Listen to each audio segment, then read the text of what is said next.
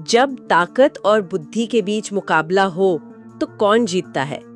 हम सब ने बचपन से ऐसी कई कहानियां सुनी हैं, लेकिन ज्यादातर कहानियां हमें बस ये सिखाती हैं कि बुद्धि से ताकत को हराया कैसे जाए। आज हम जिस कहानी पर बात करने वाले हैं वो इससे कहीं ज्यादा गहरी है। वो दिखाती है कि कैसे हाजिर जवाबी से सिर्फ खतरे को टाला नहीं जाता, बल्कि पूरी हकीकत को ही अपने हिसाब से गढ़ा जा सकता है। बिल्कुल। आज का हमारा स्रोत 10वीं कक्षा की संस्कृत की किताब का एक पाठ है, बुद्धिर बलवती सदा, जिसका मतलब है बुद्धि हमेशा बलवान होती है। हाँ, लेकिन ये कहानी सिर्फ बच्चों के लिए नहीं है, बिल्कुल नहीं। ये शुक सप्तती नाम के एक बहुत पुराना और यूं कहिए मशहूर कथा ग्रंथ से ली गई है, जो असल में वयस्कों के लिए व्यवहारिक ज्ञान और मनोविज्ञान का एक खजाना है। तो चलिए आज इस कहानी की परतों को खोलते हैं, जो पहली नजर में काफी सीधी साधी लगती है। हम ये समझने की कोशिश करेंगे कि ये कहानी आज के दौर में, जिसे नैरेटिव वॉरफेयर का दौर कहा जाता है, उसके लिए कितनी प्रासंगिक है। जी। तो कहानी की शुरुआत बहुत ही सामान्य है। एक महिला है, बुद्धिमती, जो देवलाख्यो नाम के गांव में रहती है और वो अपने 2 छोटे बेटों के साथ अपने पिता के घर जा रही है। और यहीं पर कहानी का माहौल एकदम से बदल जाता है। ये सफर एक घने जंगल से होकर गुजरता है। संस्कृत में इसके लिए शब्द है गहन कान्ने।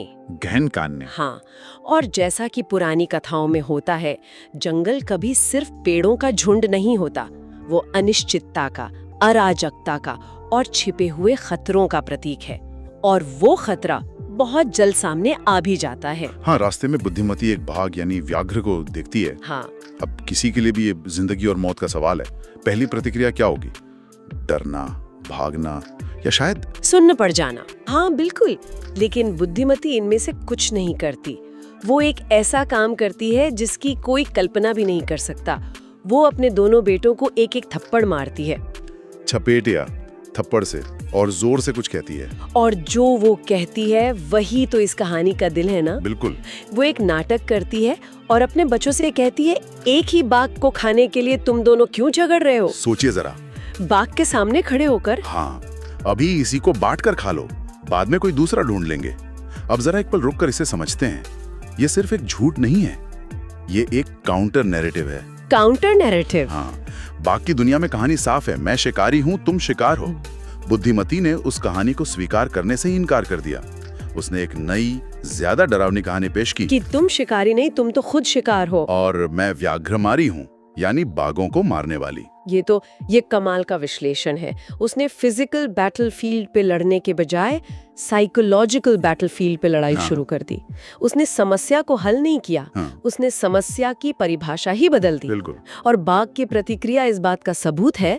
वो ये सुन के सोचता है कि अरे, ये तो कोई व्याघ्रमारी है जिसके बारे में सिर्फ कहानियों में सुना था। सही कहा। और वो डर के मारे वहां से भाग जाता है। पाठ में इसके एक बहुत ही अच्छा शब्द है, भयाकुल चित्तो नष्टः। हाँ, भयाकुल चित्तो नष्टः, मतलब डर से व्याकुल मन वाला होकर भाग गया। ये सिर्फ डरा हुआ नहीं है, ये दिमाग के पूरी तरह से चकरा जाने की स्थिति है। सही कहा। उसकी गढ़ी हुई कहानी उसकी असलियत से ज्यादा ताकतवर साबित हुई।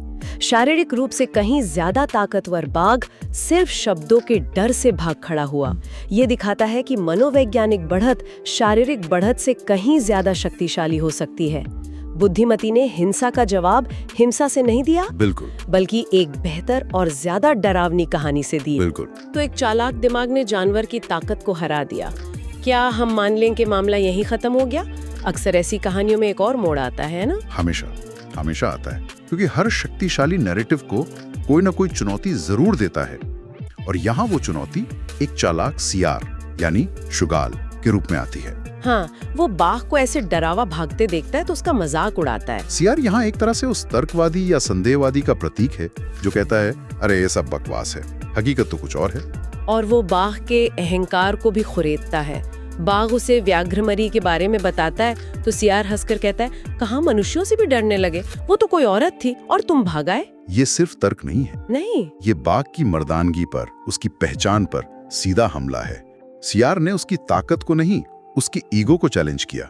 हाँ बिल्कुल। वो बाघ को वापस चलने के लिए उकसाता है और यहाँ तक कहता है कि अगर मेरी बात गलत निकली तो तुम मुझे मार देना।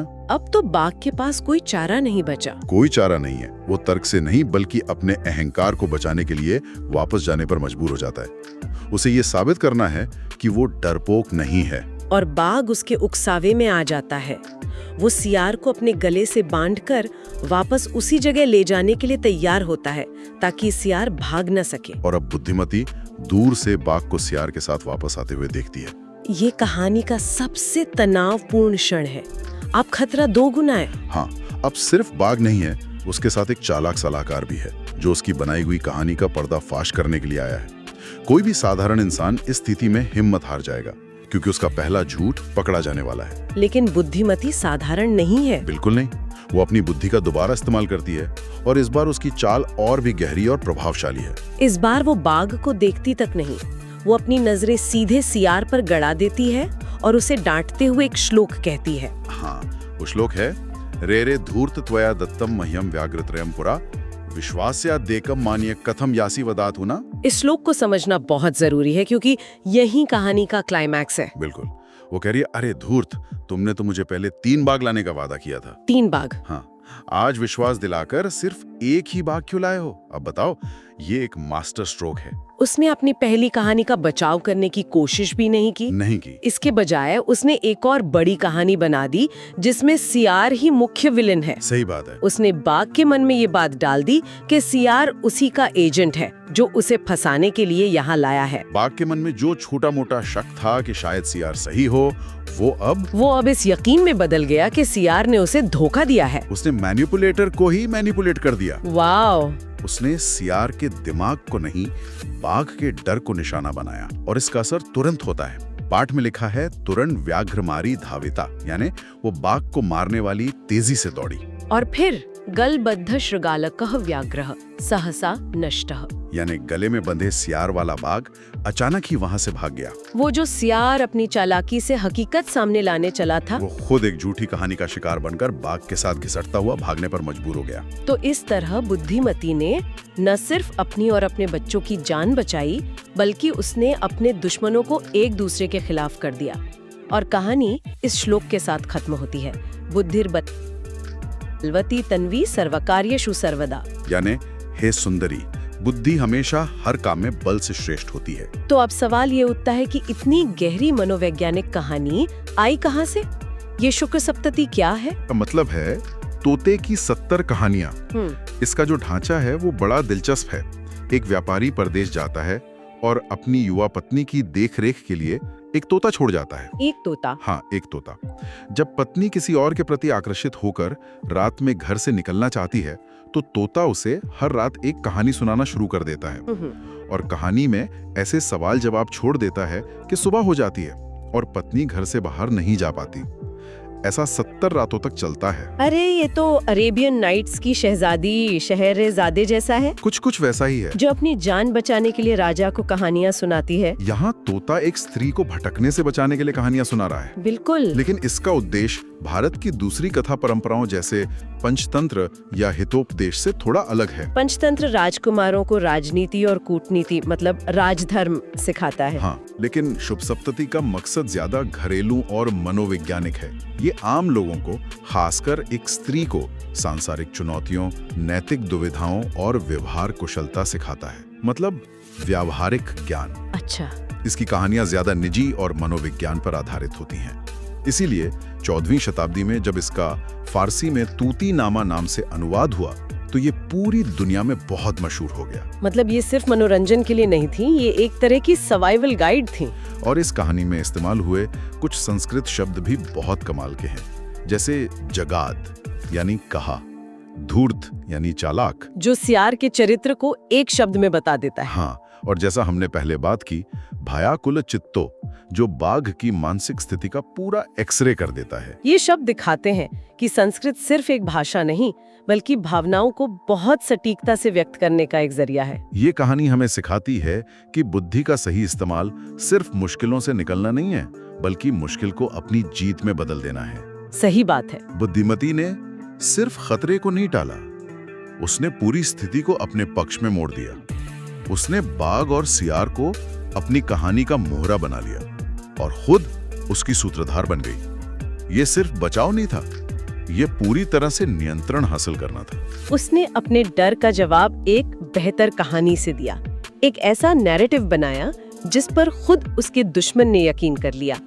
और उसने ये सब बिना किसी हथियार के, सिर्फ अपनी आवाज और अपनी बुद्धि से किया।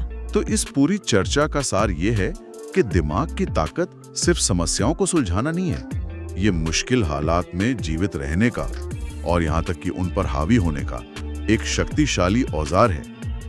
हमारे स्रोत दिखाते हैं कि ये ज्ञान भारत में हजारों सालों से कथा कहानियों के रूप में सिखाया जाता रहा है।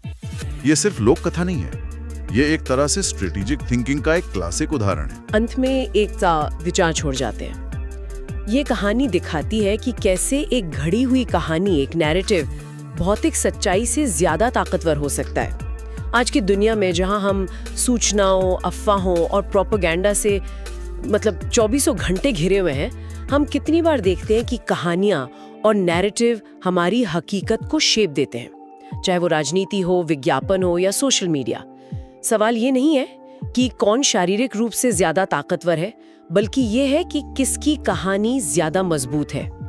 बुद्धिमती ने सदियों पहले ये बात समझ ली थी। क्या हम आज भी इस सबक को उतनी अच्छी तरह समझते हैं?